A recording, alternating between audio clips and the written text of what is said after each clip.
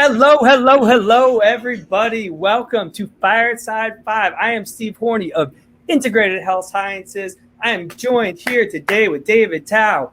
David, how you doing? I'm actually doing pretty darn well today, Steve. I appreciate you asking. Thursday is like my favorite day of the week because we're almost there, man.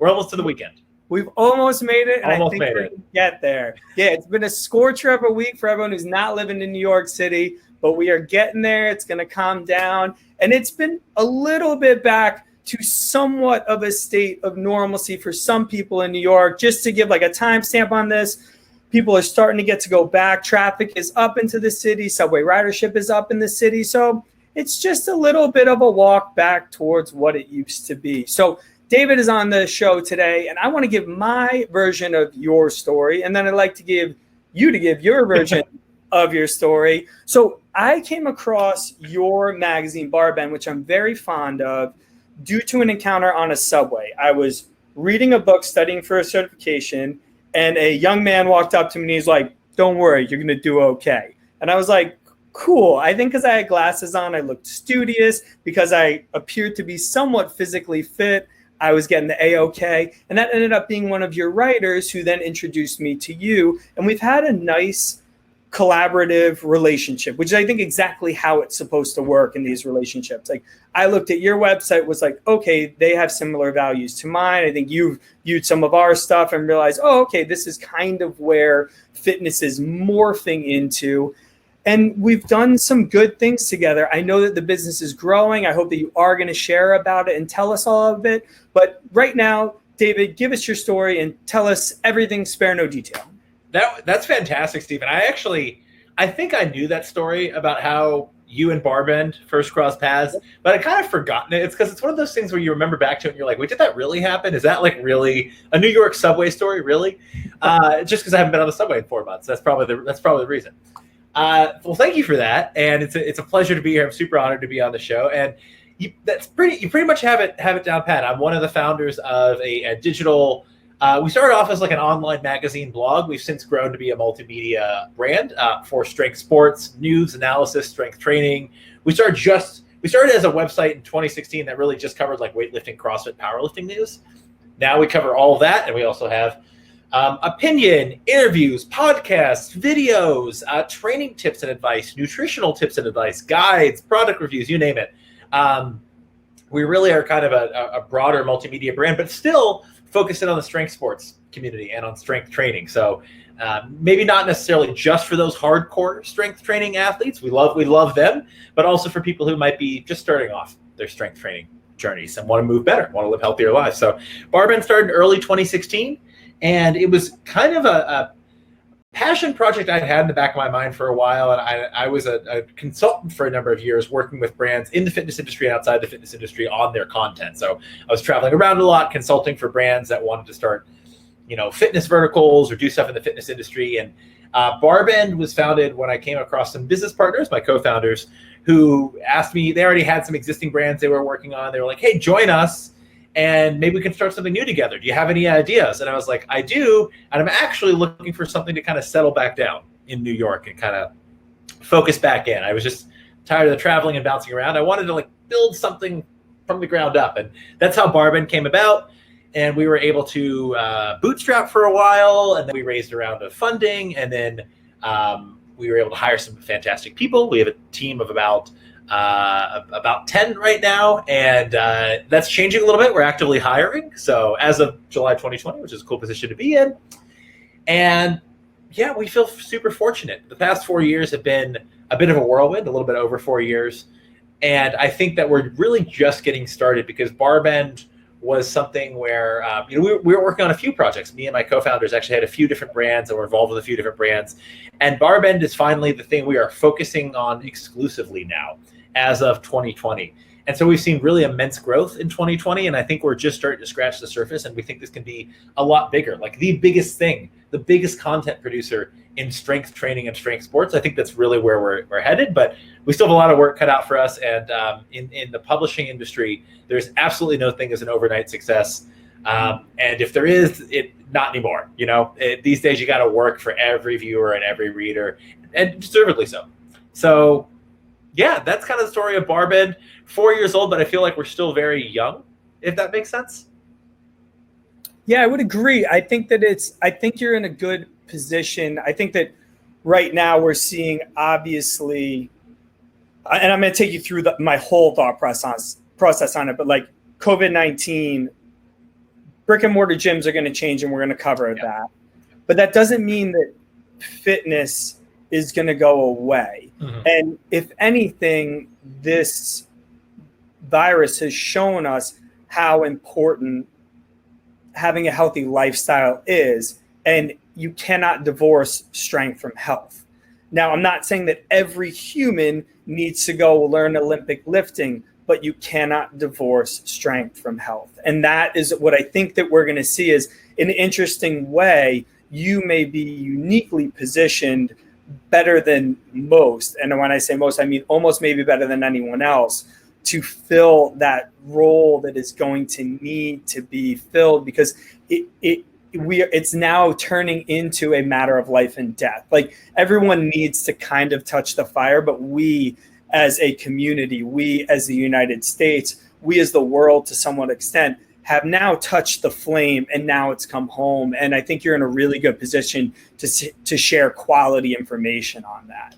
Well, I'm really lucky too. I don't want to undersell Barbend and what our team has accomplished, because I say that we still feel very young, and we do, but our team has really accomplished a lot, which gives me a lot of pride, because we're the official media partner of USA Weightlifting and have been since 2017, in really kind of a first of its kind partnership in many ways.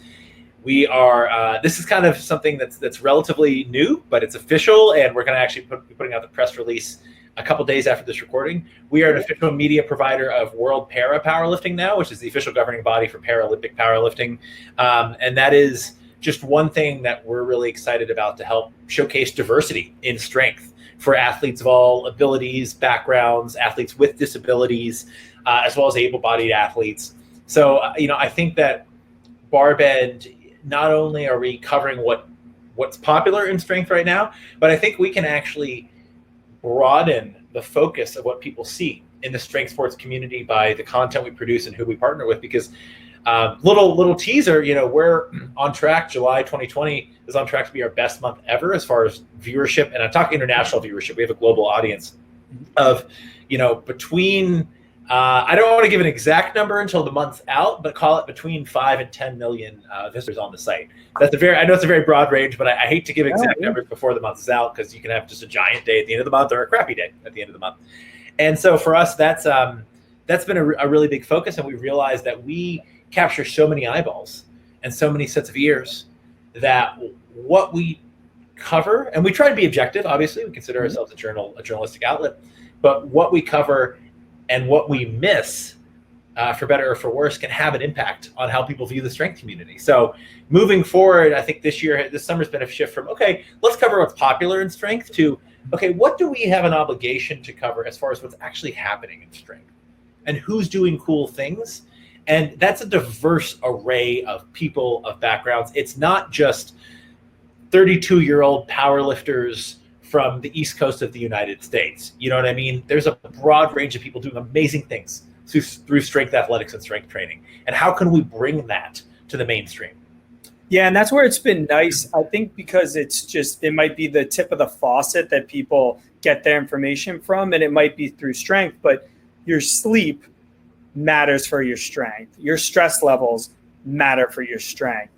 Your breathing matters for your strength. Your connection to yourself and to the community, like our 8 foundations of health, are what everyone is starting to cover now more and more, because that myopic, like looking at, and I almost relate everything back to physical therapy, but like the old school, like looking at a shoulder like it's just a shoulder, that physical therapy has really gone to the side, almost the way that like a bench press is the way that you just need to like do it more and harder. Then physical therapists started to look at the rest of the body. Okay, maybe the ribs play something into it. Maybe the middle back plays something into it. Maybe the shoulder blade plays something into it. Cool. Like that's kind of what you're starting to see as far as like more strength coverage, is that there's other things that factor into it, your HRV, et cetera, stuff like that.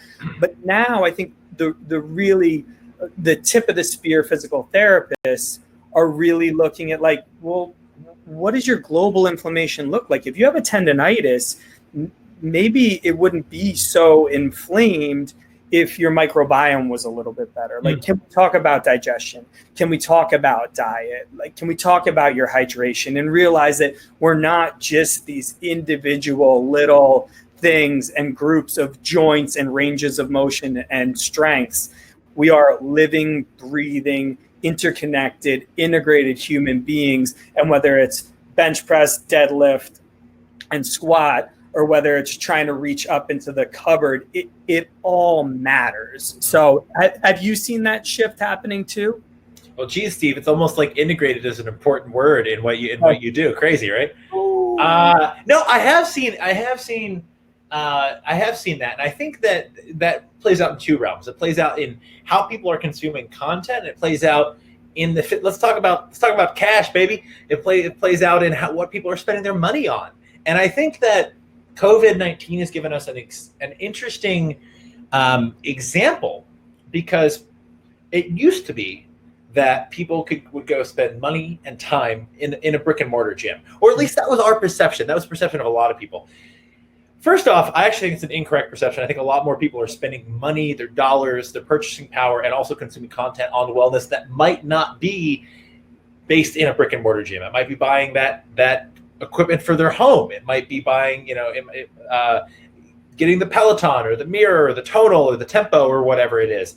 And I think that there was already a trend toward people bringing wellness into their homes and making it something that is in their living space and in their daily life practice, not just something they do for 1 hour a day in a different location. They go to the gym and they leave their health there, and then they leave the gym and like they're not concerned about it anymore. I think it was making inroads into our daily lives and the way we live over the course of 24 hours before COVID-19. I think the fact that people don't have access to the gyms as much these days makes it such that we're not compartmentalizing as much. And I think I'm not going to say that's a good thing, right? Like, I think that this has been a very challenging time for many areas and these slices of the fitness industry. I don't want to say that's like a good thing, but I think it has accelerated the move to, okay, how do we think of wellness in the landscape of 24 hours in a day, not just the 45 minutes or 1 hour where we're in a group fitness class. Yeah, I do think that the compartmentalizing that people have always done is like, I go to the gym on the way to work, Monday, Wednesday, Friday, and now that everything, like every day is Blur's day. I don't know what day it is. It's just like, so it does shift things, but yeah, it gets interwoven, which I think long-term, I think you're right, is going to be perhaps a better fit for people. So I'll ask you the first question then. Have we seen the end of brick and mortar gyms? I don't think we've seen the end of brick and mortar gyms. I think we may be seeing the beginning of the end of a gym model that I think is antiquated. Okay, so I don't think gyms are going away. I think we will have gyms because I think that people still like to train with specialized equipment. I can't wait to get back to a gym. I've kind of passed my days of like trying to deadlift 600 pounds and things like that. But at the same time, I still want to pick up a barbell. I still want to lift somewhat heavy for my ability these days, right? I still want to do a barbell snatch, even if I'm never probably going to set a lifetime PR in that again. Let's be honest. I'm a lot lighter than I used to be, and thankful for it. So I don't think we've seen the end of that, and I don't think we've seen the end of boutique fitness, and I don't think we've seen the end of people who see fitness classes as a hobby and who are taking different fitness classes every week. I think we might be seeing the beginning of the end of the gym model, where gyms rely on people not coming to the gym in order to make money. Mm-hmm. So the movie Dodgeball kind of popularized the term Globo Gym. And I don't want to say that every Globo Gym, not every big box gym has this business model, right? There are a lot of big box franchise gyms that do amazing things, right? Like, I'm not going to name names, but there are some franchise gyms that you'll find in every major city that I walk into and I'm like, this is great. People like, this is a franchise. They have dozens of locations, but they're still fantastic and they're doing good things. There are also some franchises that probably rely a lot more on people signing up and forgetting they're a member or not being able to end their membership. And that's kind of like where their revenue comes from. And a lot of those people are like, I'll go to the gym, I'll get to the gym, and they haven't really gotten to the gym. And I think this is kind of the beginning of the end for that business model, because now people are like, well, I'm definitely not going to the gym, so I'm definitely going to cancel this gym subscription or gym membership that I haven't used in 4 months, right? I'm not going to go tomorrow. I'm not going to wake up Monday morning and change my life, at least not by going there. So I think that model was kind of already on its way out, in my opinion. And I think this is probably the beginning of the end for it. And I think, you've seen a lot of gyms really struggle already. Gold's Gym has filed for bankruptcy. I'm not saying Gold's Gym was necessarily based on that model. I actually think Gold's Gym has a storied history. The glory days of bodybuilding, you walk into a lot of Gold's Gyms and it's an amazing place, right? But at the same time, that is a storied gym franchise that is struggling. So these major gym chains, I think you're going to have a hard time. Whereas I do think we're going to see the survival of a lot of smaller independent chains or smaller independently owned facilities.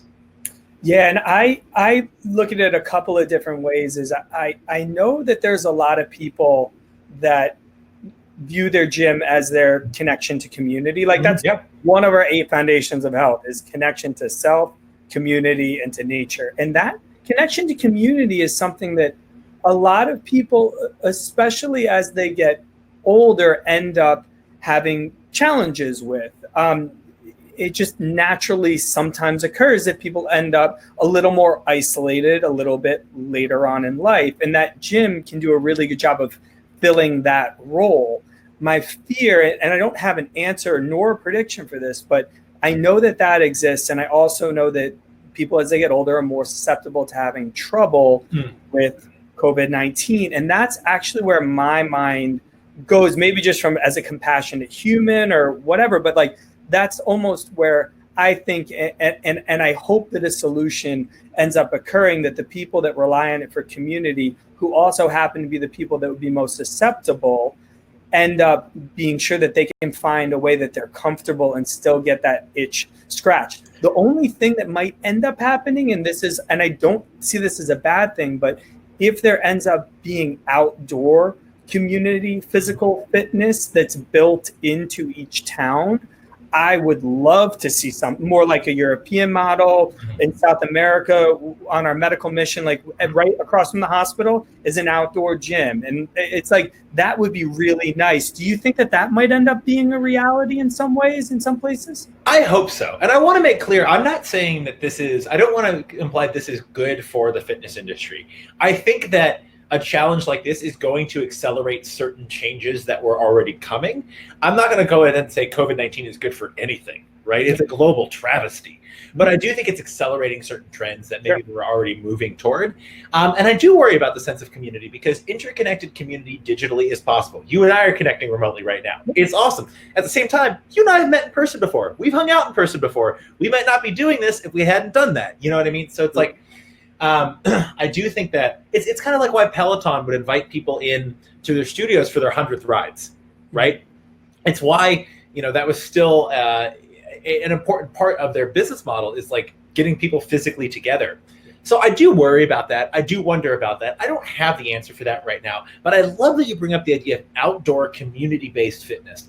I would love to see more outdoor gyms, more urban now, I think COVID-19 is going to accelerate the change in urban planning. I was actually talking to a few friends who are really into that. That's their hobby, is talking about that. And I think it's going to accelerate, accessibility for bike lanes as opposed to cars. I think that we're going to see people are already talking about changing the planning of cities to make it less everyone's commuting into the same place, and more of the city is segmented into little pods to where your commute is you're never more than 15 minutes away from anything. So a city might have 5 city centers as opposed to one downtown. And I think that change, which will take years and years, right? That doesn't happen overnight, lends itself to more, common, the village green, so to speak, that just happen to have pull-up bars and dip bars and tracks and things like that. If that is almost certainly objectively a good thing if we get more outdoor fitness spaces. I don't see any downside to that personally. Maybe my vision is blurred, but that is one thing that, if I can find a way to help push us as communities toward that, then I will put my weight behind it. Yeah, and I think simply just expanding and throwing a roof on is a really like good start for a lot of that already built in like playground with pull-ups and a couple of dip bars, making it a little bit bigger, perhaps making it covered so that you don't unfortunately run the risk of being totally at the mercy of Mother Nature. Right. And seeing that maybe as the first step. I'm going to ask, not the next question right now, but I'm going to ask our viewers right now. I know at least one of our viewers is in their 70s. What would need to happen for you to feel comfortable to go back in the gym? Please answer that in the chat right now, and we'll move on to our next question. So, David, where will fitness content go next? And we almost maybe touched on some of this, but tell me what you got. I think this actually goes back to what I want to continue to answer the outdoor gyms thing, and I promise I'll segue into this question. One thing I love about outdoor gyms, right? They encourage functional movements, right? You're not going to see giant cable machines with stacks of weights. That's tough. That's a lot of upkeep. Those rust, liability issues. What do you see? You see pull-up bars. You see dip bars. You see platforms, maybe raised bars to modify a push-up, right? Because not everyone can go into the park doing that. You see ways to modify these movements, but you see functional outdoor movements. It's not all at these extremes where you're like locked in and you're just doing bicep curls, or you see the power lifters doing 600-pound squats in the corner, right? It's functional movements, functional compound movements. So I like that. I think the movement to community-based fitness encourages functional training and not just I'm going to do bicep curls, tricep extensions, and peace out, right? Which I'm a fan of exposing more people to that, so that bodybuilding is not a bad thing, and bodybuilders get a lot out of that. But strength is more than just bodybuilding, which is, I think, a perception that is unfortunately still pervasive in the mainstream. What does that do to fitness content? I think that changes fitness content to be more about, okay, how do I actually learn to move? Not okay, I need to go do bicep curls and tricep extensions, and I need to go do flat bench, and that's my upper body day. And how many sets of reps should I do? But I think the content changes to, how do I move better? How do I build mastery of these movements, which are ultimately more complex? Because you can sit down and do a bicep curl, and if you're doing it for the first time, you're probably doing it like 70% of the way correct. Awesome. If I give you a barbell and tell you to deadlift or to do a body weight squat or a pull-up and you've never done one before, it takes a while to learn those movements, and you have to build toward mastery of those movements, of those compound movements. So I actually think this pushes, I think at home and community-based fitness lends itself more to functional patterns and functional movements. And I think that fitness content will become more about, okay, how do I build mastery? Not just, okay, give me the sets and reps and I don't want to learn why I'm doing this. I think it encourages a depth of content and a depth of focus and a continued learning that I'm excited to see, and hopefully a barbell that we can contribute to. Yeah, that's an interesting thing, and I would share this with you guys. Instead of myself, so as you know, I'm a physical therapist, but I'm also a strength coach. So when I have my strength coach hat on, I'm not looking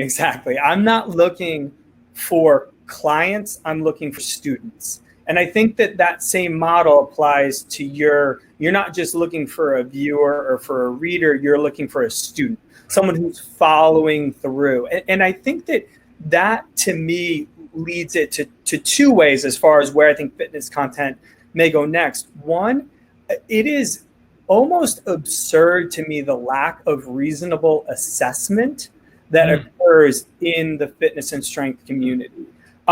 I think I obviously come at it from a different angle. Like, I took years to learn how to assess for certain injuries, ranges of motion, and muscle group strength.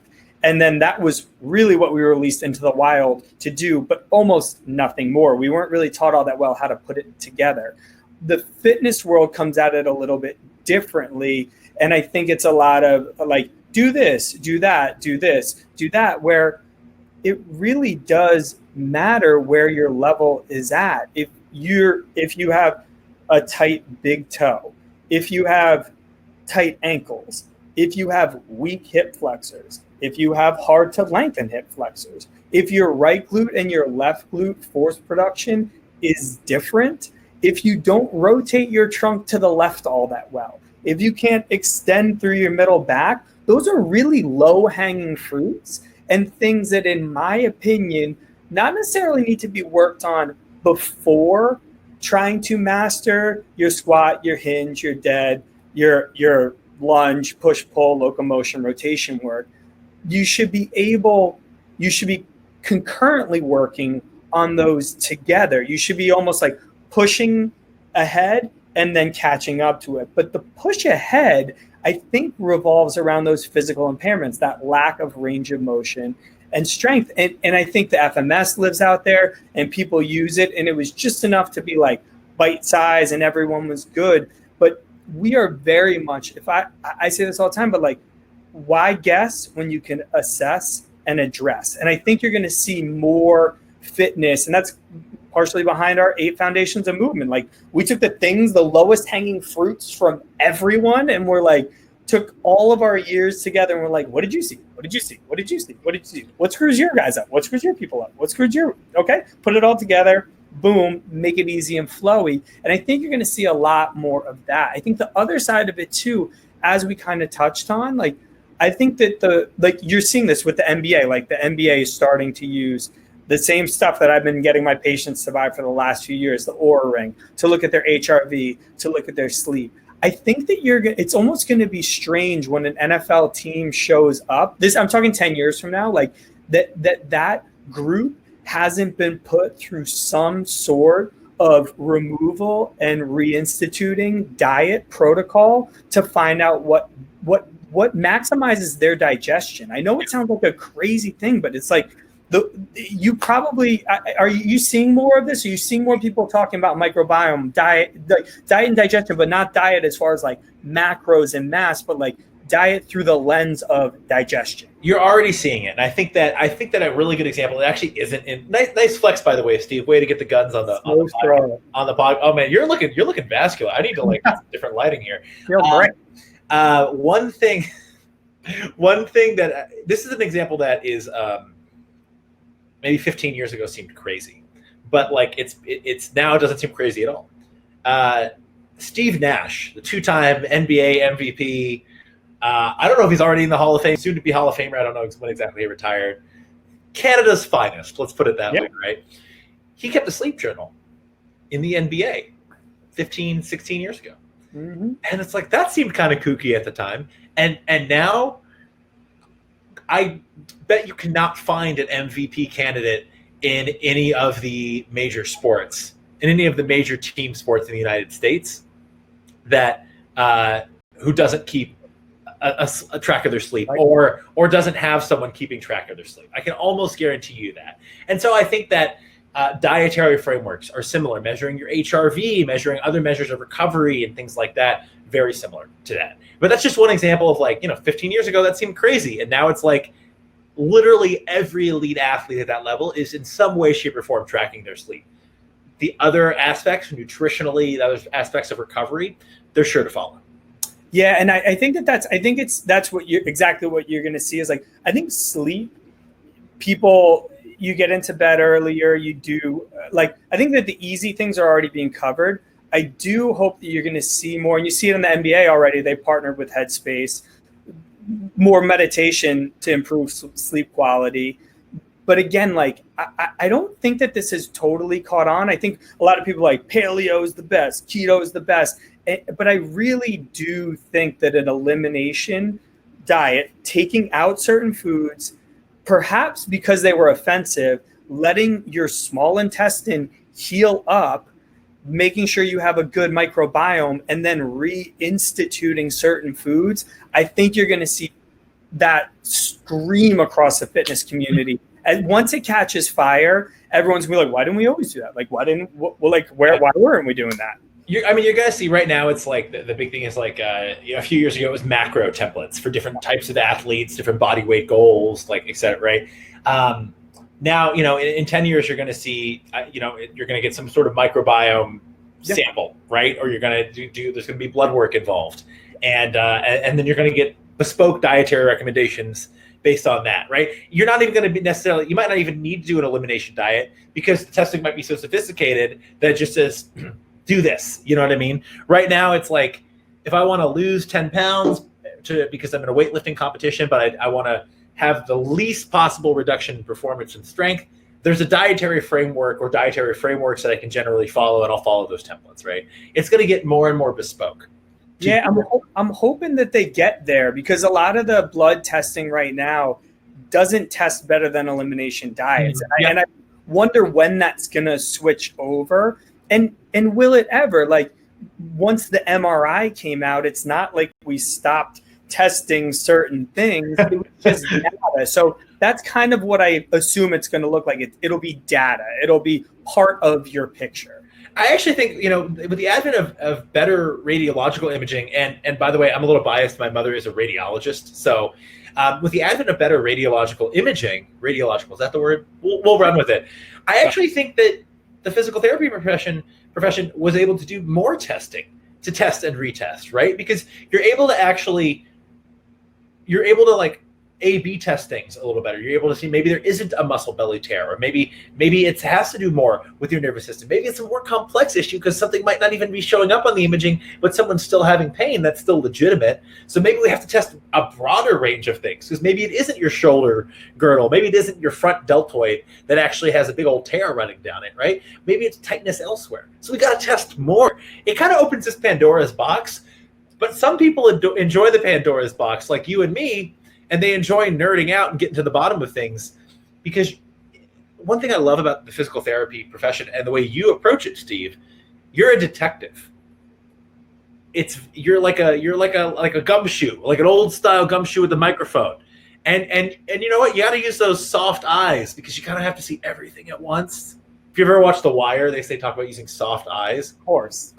And you got to go in with soft eyes, because if I go in and say, Steve, my shoulder's killing me, you're not just looking at my shoulder. You're looking at my upper back. You're looking at my posture. You're looking at the way I carry myself. You're going to ask me, you might even ask me, how do you sleep at night? Like, which position are you sleeping in? You know what I mean? Integrated. It's all, and I agree. It is a double-edged sword. I'll take an anecdote quickly from today. My friend hurt her ankle. She sprained it, high ankle sprain, pretty bad. She ended up getting an MRI today, and she sprained it 8 weeks ago. And what was really good was the information that came back that showed that it had healed more than maybe we had thought that it did. So it gave us a license to be a little bit more aggressive. Thank your mother for stuff like that. It's really a lower back patient, though, sometimes on the other side, they have a bulging or herniated disc that's been there for years and has nothing to do with their pain, but because they saw it, because they read it, because they Googled it, because they got scared from it, because it gave them an emotional reaction, now they're tied to it. And unfortunately, they also know that I can't do anything about that bulging disc. And when I say it doesn't really matter in your case, we need to get you more mobile and stronger, sometimes it makes my battle a little more uphill. It is. There's pros and cons to it. It's really, really interesting. But that doesn't lead us to our next question, but let's go anyway. Which strength sports are becoming more popular? Which strength sports are becoming less popular? So this is going to sound counterintuitive. CrossFit, I think, is going to become I don't think it's becoming less popular, but although, to be fair, I don't want to dive into it too much, but a lot has happened in the CrossFit world in the past couple of months, including the company selling, which everyone's like, still boggles my mind, and I've been covering this for a long time. But what you're going to see is CrossFit's not going to be driving the vast majority of the eyeballs like it has. I don't think CrossFit's popularity is going anywhere. I think people still love competitive CrossFit. I think the new owner of CrossFit, Eric Rosa, has emphasized that the CrossFit Games and competitive CrossFit is still a very important community and branding element for CrossFit, in addition to what the company wants to achieve in healthcare. But I think that we're getting to the point where CrossFit increased the popularity of barbell and strength sports, or at least like it was the one. And now we're seeing the community trickle out to these other sports.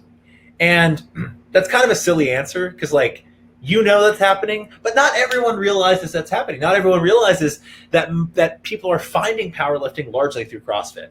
People are finding weightlifting largely through CrossFit. In fact, we have members of, technically the Olympic team hasn't been announced yet because the Olympics were moved back a year, but we have members of the U.S. Olympic weightlifting team who are likely going to compete in Tokyo in 2021, who wouldn't have found the sport if it weren't for CrossFit. A, they found it literally through CrossFit, or B, CrossFit made the equipment more accessible to them, and they started training in a CrossFit gym, right? Same goes for strongman. Rob Kearney, who's one of the top strongman competitors in the United States, multi-time world's strongest man athlete. He's at World's Strongest Gay on social media, which is the best social media handle ever. I've done a podcast with him where we just talk about that. It's amazing. Rob's awesome. He was a CrossFitter, and now he's a strongman deadlifting nearly 1,000 pounds and log pressing, or just under 500 pounds. He started off as a guy doing kipping pull-ups. Like, what? So these like more like specialized strength sports, it doesn't just stop there, right? I mean, I've been really getting interested in, and I'm not going to like be an authority on this at all because I'm just like starting to explore it in kettlebell sport. But I found kettlebell sport because a friend of mine who I met through the CrossFit community is a coach in kettlebell sport, and they were like, you have some competition kettlebells. Why don't you just like start learning some of the structured movements? Why don't you just start learning how to get into a real front rack? And I was like, real front rack? Then they're like, no, David, an actual front rack. Things like that are going to become more and more popular. And these sports that we see as, 15 years ago, weightlifting would have been obscure. I remember the first time I walked into a weightlifting gym right outside of Boston. It was 2009 probably. And the weightlifting gym shortly thereafter shut down. We had to go start training in a garage. Like literally a garage where we had to move out snowplows and move in weightlifting platforms during the winter. Now, weightlifting is like, people know about it. People know what the snatch and clean and jerk are, right? So that's already happened. What's the next wave of sports? I think you look to other countries that are going to be popular in the US. I think you look to other countries. I think you look to kettlebell sport, its popularity in Russia. It's not like the predominant sport. It's not basketball or soccer in Russia, but they have a storied history in their physical culture of kettlebell sport. And I think that's something you're going to see getting increasingly popular in the United States. Moss wrestling, not quite a combat sport, not quite a strength sport, kind of a cool combo. This like two-person tug of war over a stick on a platform. I think you're going to see an increase in popularity in Moss wrestling in the United States. So I think you're going to continue to see CrossFit's going to remain popular. Powerlifting, weightlifting, strongman are going to creep up. And I think things like that are that tier 3 right now in the United States that most people probably still don't know about, kettlebell sport, Moss wrestling, things like that, they're going to start creeping up as well. Maybe even arm wrestling, actually. That's what I'm prepping for right now. So that's really interesting. So yes, CrossFit, I get asked this question all the time, and I think I can give a very spherical answer to it without pissing too many people off.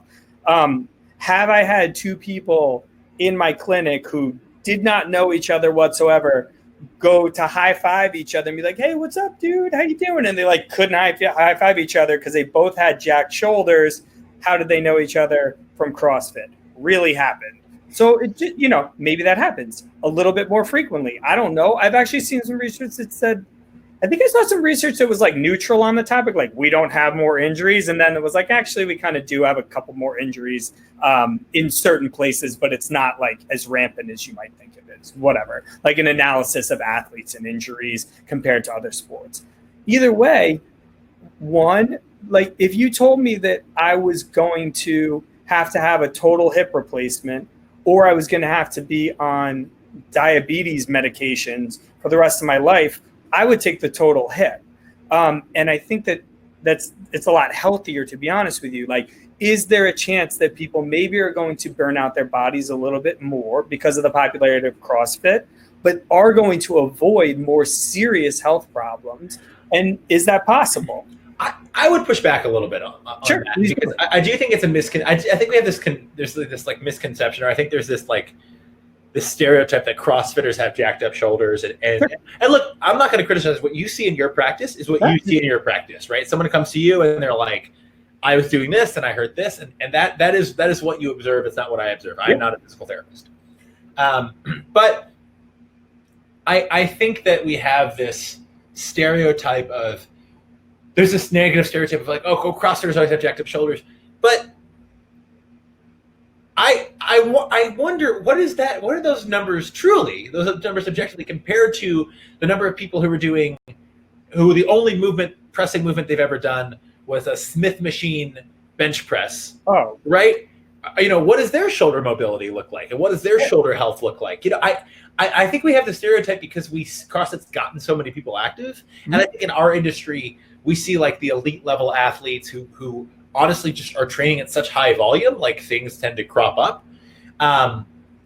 But I think you see that in every sport, right? Like even LeBron James, he was a robot for years and he actually got injured last season, right? And it's like, well, you put enough miles on your body, like something might happen. Sure. Michael Jordan apparently never got injured. Whatever. Like he's the exception. That's why he's the GOAT.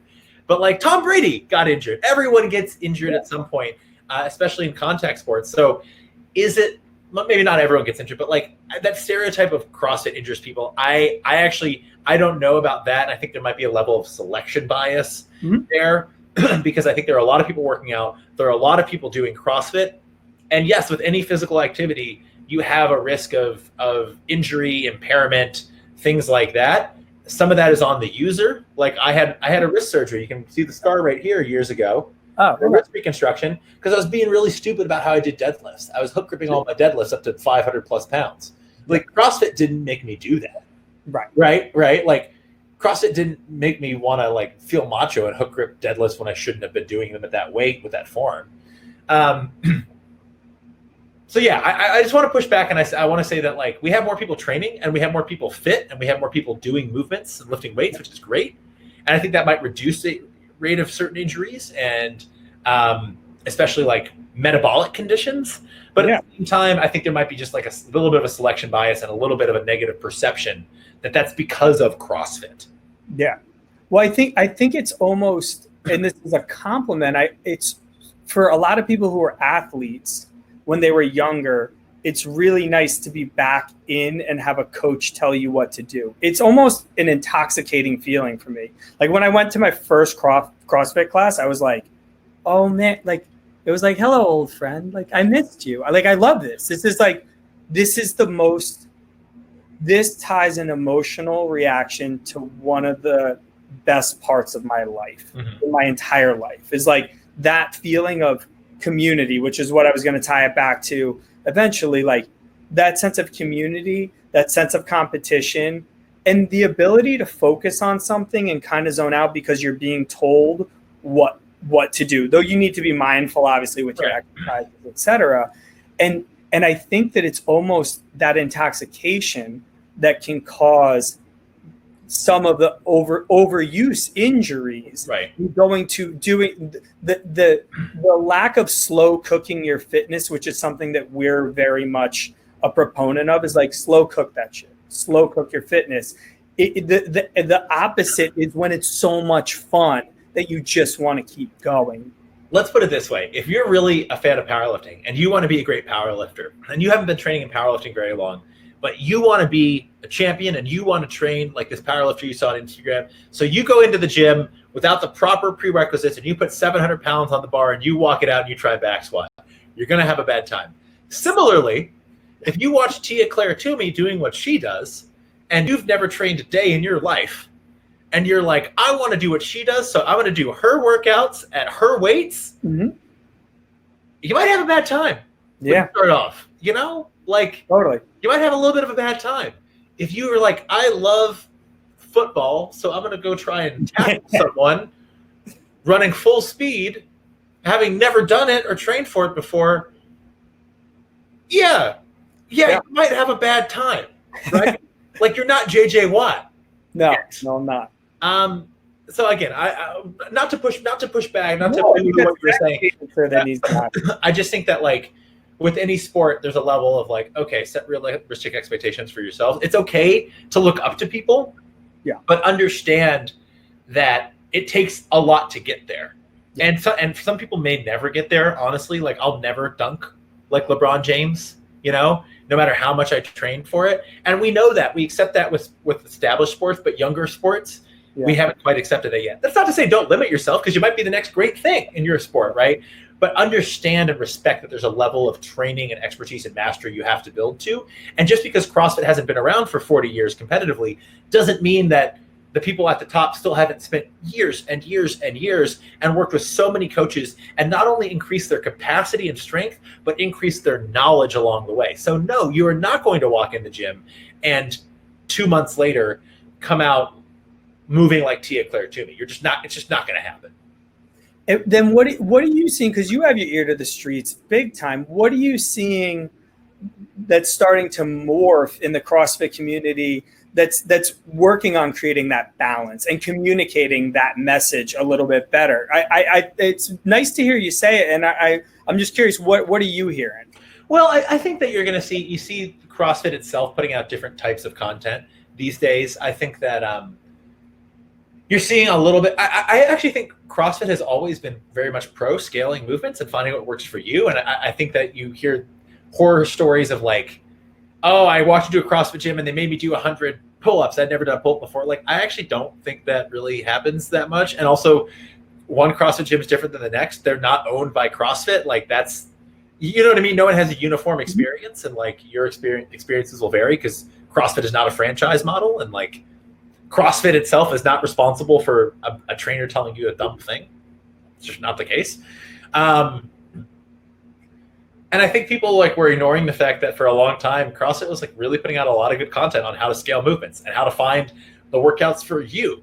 And we saw a couple of years ago, and CrossFit got a lot of flack for this, but I actually kind of dug it. Suddenly you weren't seeing CrossFit Games athletes as like the movement models on the CrossFit homepage. You were seeing elderly people in like a home studio setting. They set up, it looked like Archie Bunker's living room. And like they had people in age 60 plus, like lifting water jugs, not doing 500-pound deadlifts, but like lifting water jugs and squatting to a chair. And that was like a recommended scale for the day's workout. It might be back squats for the day's workouts, but like a recommended scale was chair squats. Yeah. Awesome. And it's like, I do think that CrossFit's actually been putting out that, I don't want, like, I have my criticisms. I don't want to get too much into this, but I just think that the content has been available about how to scale workouts and find what works for you. Mm-hmm. I think that, especially in America, we have this mindset of not wanting to become, like we were talking about earlier, students of physical culture. Part of the learning is about learning where you're at. And learning, if I walk into a gym and I see an experienced athlete clean and jerking 315 pounds and then getting up and doing 20 unbroken muscle ups on the rings, I don't know if I'm there or not if I've never tried those things, right? Part of being a student of physical culture is understanding what you need to progress and understand that it's about improving yourself. So you need to learn how to establish your own benchmarks, your own signposts, and then gradually work to improve those and understand it's not always linear or exponential or definitely not exponential progress all the time. So I do think the content was out there. I think organizations like CrossFit, organizations like Barbend have been putting that content out there for a while. It just sometimes our egos get in the way of us being able to be like, hey, maybe ring muscle ups aren't what I should be doing today. Totally fair and reasonable. My next question is, how will online sports coverage change in the next decade? Well, I was going to say you're going to see it in strength sports, but I actually think you're going to see it in all sports. You're going to see more remote and online competitions. Now, that's not to say like the NFL wants to come back and play in person. The MLB season's already started, although it looks different. It's very adapted. People are wearing masks. They're not sitting in the dugout. They're sitting in the stands. Mm-hmm. But I think that you're going to see shorter seasons. I think you're going to see more socially distanced fan bases.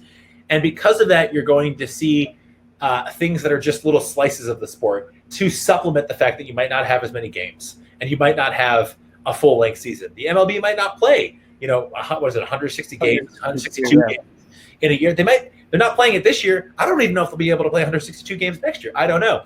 So what are you going to see? Well, you're probably going to see them do things that we think are gimmicks now, but might become integral parts of the sport, like skill testing, like more home run derbies, more things that you'll see at like the All-Star games. Right? Like skill.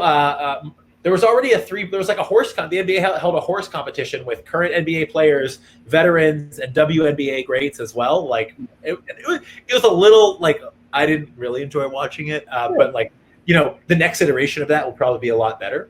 Mm-hmm. So I think you're actually going to see more things that are like little parts of those sports to supplement a full year calendar. And I actually don't think that's going to go away because I think that. These sports leagues are going to create more and more content. So they might get back to their full length season, but then you're still going to see like, it's, the monthly 3-point shootout for the NBA. That might be just like the 5 best 3-point shooters in one TV studio with a basketball hoop, right? In strength sports, we've already seen virtual competitions. The 2020 Pan American Cup, which we wrote about on Barbend this past week, happened completely virtually. And it was an international weightlifting competition with judges from around the world that happened completely virtually. Maddie Sasser, who was the only USA lifter who competed, lifted with a mask. Whoa. She did pretty well. She's a 2016 Olympian. She was an Olympian for the Marshall Islands, I believe. Now she's lifting for Team USA. Lifted with a mask on because that's the times we live in. And she wanted to follow the protocol as required in her local gym. Awesome for her. Wow. So you're going to see more things like that. I think you're going to see. Oh, and it was a different format too. It wasn't the traditional cadence of a weightlifting competition. It's every lifter went in order. So it was a slightly different cadence. It wasn't like the 3 attempts and you have jockeying for position and 2 minutes on the clock, 1 minute on the. It wasn't like the same cadence. It was just like a kind of a more of a not a round. I guess a round robin. Mm-hmm. You're going to see more things like that. You're going to see people play with the formats of sports and take those little slices of sports that are fan favorites and make those into events in and of themselves. I like that. And almost where my mind went is I hope that they can create a little bit more community feel. Like how much more fun would it be if we're doing a home run derby, if we have a little leaguer and we have a high school kid and we have one of the best college and then we have our AA, our AAA, and our major. And they're kind of just sharing, like promoting again. I guess that this shows me, and it's not like I intended on talking about this so much, but like that sense of community is so important, I think, to so many people. And having it removed, I think we're seeing how and where we can get it and when we can get it. And realizing that is one of our priorities. It's one of our values. Just as human beings, just as like living beings, that it's somewhere, even though we maybe want to repress it or whatever it is, like it's somewhere in there and it's an itch that needs to be scratched. And I think it can be done. And it can probably, this is probably going to force us to do it better and differently. Yeah. So we'll see. How will the business of fitness change in the next 5 years? I'm very curious about this one. At-home fitness is going to be big, and it's we're already seeing it, right? I think that like we've already seen. Have you tried to buy fitness equipment in the past 4 months, Steve? Yeah, I'm lucky that I have a home, but I did get a new kettlebell, which I know makes me seem like you're like am the only person that got one. Like I know King of the Castle. Yeah. Like Kettlebell Kings got their new shipment, like a new shipment in it, and it was gone within a day, I think. Yeah. We are going to see we're going to see movements toward people buying some fitness equipment at home. We're going to see movements toward people doing more virtual group fitness or more virtual one-on-one training. And I think we're going to see a model to where people who are really interested in the training are training at home 80% of the time, training in person 20% of the time. Mm. I think it's a little bit like I was saying with Peloton earlier, how like you go in, do your 100th ride in person. I think we're going to see people it's almost kind of like seeing a PT. Mm. I know how you operate you see people and you give them homework. Like 80% of the work they're not doing in your studio. They're not doing with you present. Like, let's be honest. You know what I mean? Because like, this is stuff you need to do every day. And that's one thing that when people are like, I'm not a physical therapist, but people still come to me and they're like, oh, my shoulder hurts. And like, I went to the PT and it's not better. I'm like, well, did you do what they told you to do throughout the week? And they're like, no. I'm like, okay, sorry you don't learn Spanish by sitting in a classroom for an hour a week and that's it. Like you got to practice every day. You know what I mean? And I think you're going to see fitness being that. I think you're going to see a lot more people who still want that sense of community. They still want those in-person touch points. But I think that's going to be like, okay, I go in or I'm working in person to like check my form and to get like prescribe my homework. And then I'm doing the fitness at home. And basically I'm going in for my assessments. My assessments are in person or via Zoom or something like that with a coach. So I do think it's going to be a lot more. People are going to be looking for content resources. They're going to be having to self-coach. And I do think that people are still going to look for personal training. I think they're going to still look for group fitness, but it's going to be more of that, like probably 80, I don't know what the percentage is, but I think a lot of people are going to do the base level of their activity on their own, learn how to self-coach or self-regulate to some extent. And then they're going to look for supplementary guidance or more in-depth guidance or training a smaller percentage of the time. Now, that sounds like a death knell for the personal training industry. I'm not sure it is, because what would happen if, okay, that becomes more of the norm, but instead of 20% of the population seeking out personal training, it's 60% of the population. And I'm just pulling those numbers out of nowhere, right?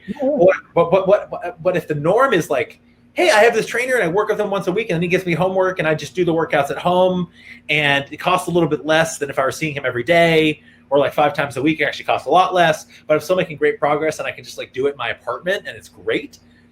Are we going to see more and more people move to that and a larger percentage of the population move toward that? I sure hope so. I don't know if it's going to happen, just because that community aspect is what gets so many people hooked. Mm-hmm. But maybe if taking that first step isn't as intimidating as walking into a CrossFit gym, it's signing up for an online functional fitness class. Maybe it makes the barrier to entry a little less intimidating. So what I'm saying is, I gave you this question to ask me, and I'm giving a politician's answer. So what I'm saying is it could go both ways. I'm choosing to take an optimistic stance and say the barrier to entry, the intimidation level is going to be lowered, the cost level is going to be lowered, and maybe that gets a broader range of people involved. And where the gaps get filled in is content resources like Barbends, like the content you put out, allowing people to become students of their own physical culture.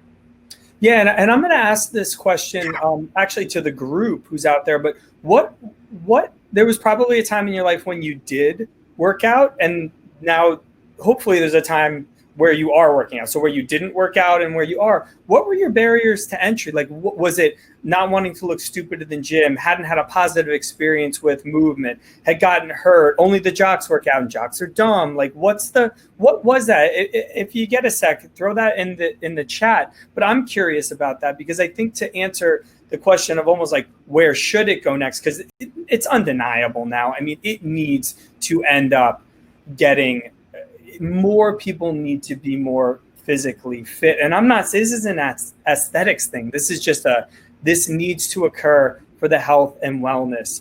Like you said, healthcare before, talking about your magazine and the role that you play, and you're totally right. Like me 10 years ago would have been like, oh, we're healthcare, they're working out. No, it's one and the same. Health includes movement. Health includes activity. Health includes strength, and getting more people in. And I think you're right. I think if you meet people where they're at, perhaps you have a better chance of getting that going on. Now, wild card question. What are you most proud of in your life? You've done a lot of things, and I want to hear your answer to this. Think about everything. I'm talking like day zero to day today. What are you most proud of?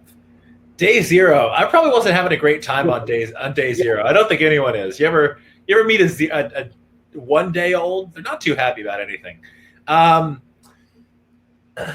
Fantastic. That's such a wild card. Oh my God. I'm going to piss off so many people. My mom's going to listen to this and be like, why didn't she say this? My mom probably wants me to reference my Eagle Scout project. Okay. Talk about it. All right. I'm going to give you I won't. I did what do are an Eagle the Scout three project. things that you're most proud of? I'm going to plug in my laptop while you ponder on this. Oh my goodness. Okay. Yep. 3 things I'm most proud of. Can I still answer while you're plugging in your laptop? Of course you can. All right. Definitely the team we've built at Barbend. I'm super proud that we've been able to get together a group of people so interested in pursuing careers in strength sports content, because those opportunities just like don't like who's like, oh, I'm gonna build my career around strength sports content and coverage. It's so niche. But we've built such a great team, and they really care about it. And I'm incredibly proud that I've been able to convince people to do that, which is super cool. That's definitely the thing I'm like probably most proud of. I also think that, I don't know, it's very reflective. My birthday's coming up, and everyone always reflects on their birthday, right? Yeah. And Barbend's been really lucky to win a lot of accolades. We've gotten a lot of recognition. I was fortunate enough to be on Forbes's 30 under 30 list 2 years ago, which was really cool. And I actually take a lot of pride in that because it actually shows that like people were paying attention to something that we were doing this like weird little publication that was doing something in a weird little like slice of, we're not even fitness. We're like more subcategorized than fitness. You know what I mean? And that was cool to me that that a publication like that and the judges for that cared enough, because it wasn't a reflection on me. It's a reflection on Barbend. Yeah. Right. Like there are literally people on that list, you know, curing cancer. They're on a different list. I was on the media list. Like no one on the media list is curing cancer, but like, we're doing something that's noteworthy, and because our readership is noteworthy, and because our team is noteworthy, and so that brings me a lot of pride. And I think that's again much more a reflection on Barbend than anything I did. Because if I was just a dude with a blog, no one would care. You know, it takes a team. It takes a multi-talented team. Yeah.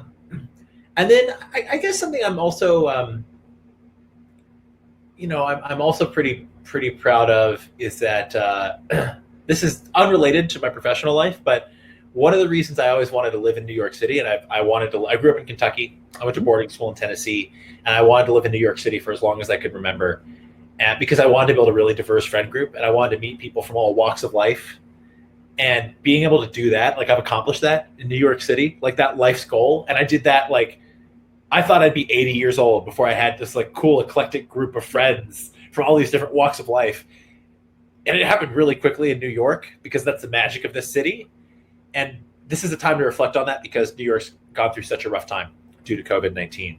And I hope that people don't forget that New York is a really cool, magical place. And I take a lot of pride in the fact that I've been able to build that social network and that social group and those diverse social connections in New York City. And I hope that people understand that like that's going to come back and you're going to be able to do that again in a city like this. And I take a lot of pride in that. I take a lot of pride in my friends. Yeah, it is nice that it is going to, because I know you said you just went back into the office before we came on, and I've been now back in 2 weeks, and just seeing the just New York City, like just everyone all together we're so lucky. So my father's from Kansas. My mother was born in Brooklyn, but raised in New Jersey in the same house that I was born in, or, you know, grew up in. And yeah, it is something that doesn't particularly occur in a lot of places. Like New York is really special. I've never lived in any other international cities. Maybe you had, like maybe Rome feels the same way. Maybe Barcelona, maybe Tokyo does. I don't know. But I know that New York, and I'm in Queens, like in an apartment building in Queens, and I'm going to leave it with this.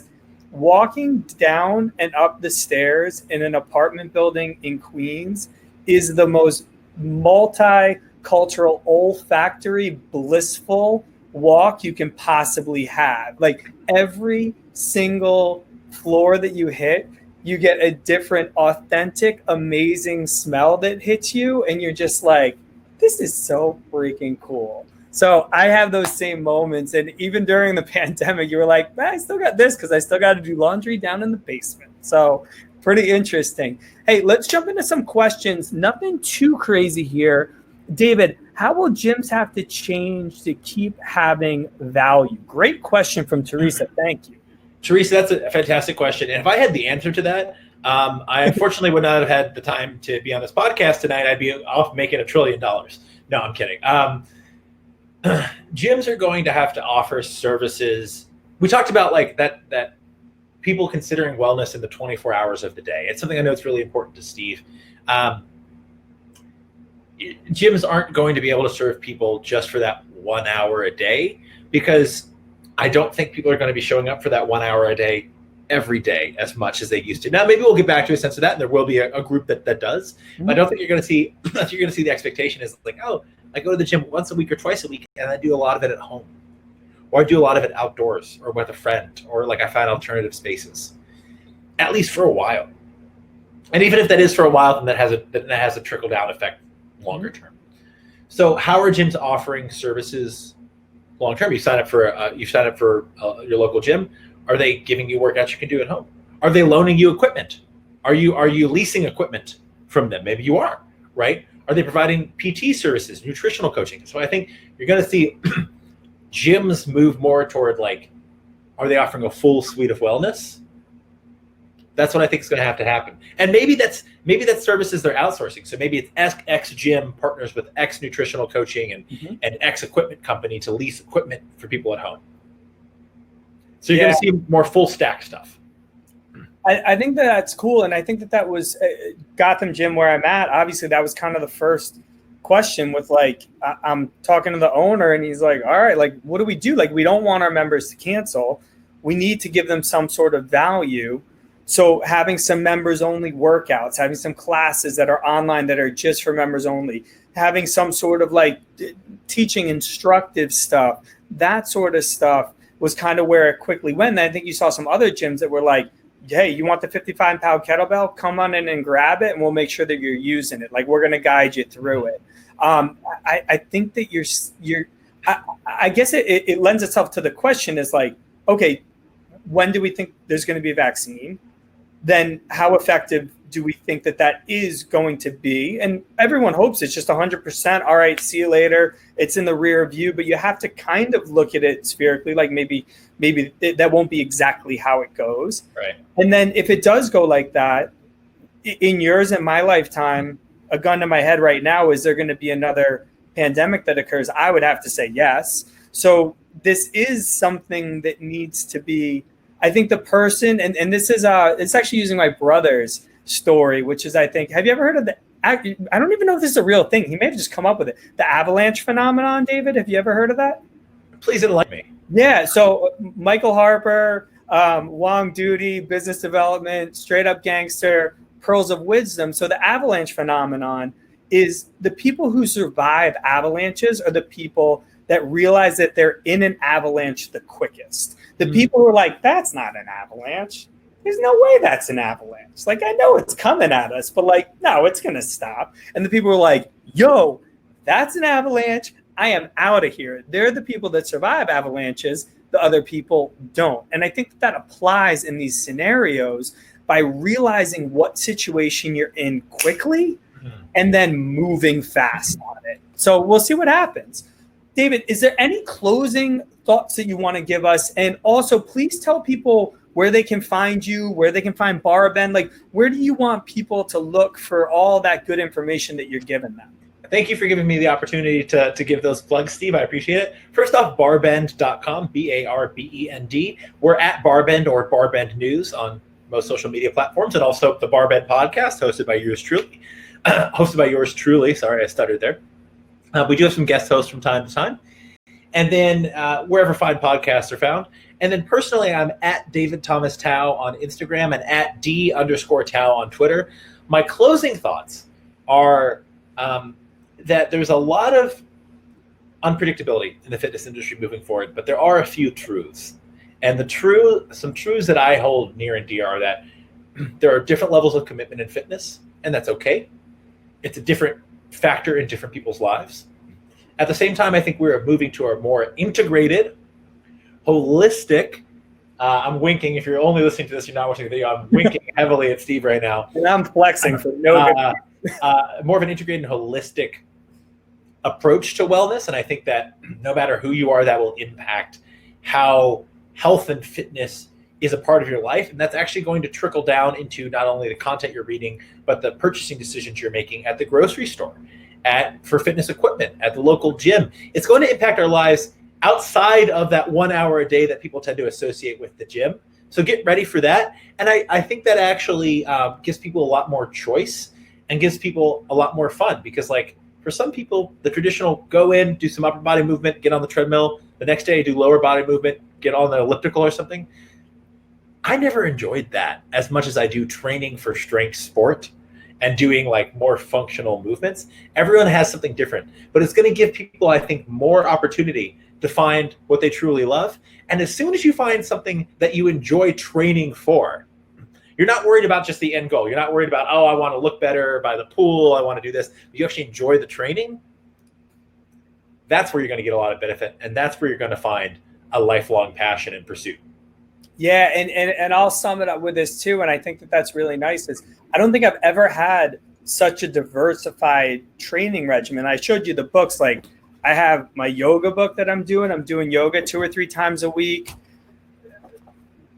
MMA conditioning, applying those principles. I'm running, I'm doing kettlebell work. The only thing I'm not doing is surfing, which is something that I just haven't had time to do, which totally is like bananas with all this. But yeah, finding that, and then just even if I only have 10 minutes, just throwing on 3 good songs and just dancing like no one's watching. And I think that those are all in the world of health and fitness, but things that I didn't necessarily have time to do, and probably maybe you didn't have time to do, and maybe the people listening didn't have time to do. And you're finding that there's more ways that you can live this healthy and well life, and that's really nice. So I want to thank you so much. I want to thank our audience who's here. I want to thank Teresa for answering all of our questions. You did great. And we will see you next time on Fireside 5. David Tao, thank you so much, and have a great day, everyone. Thanks for having me, Steve.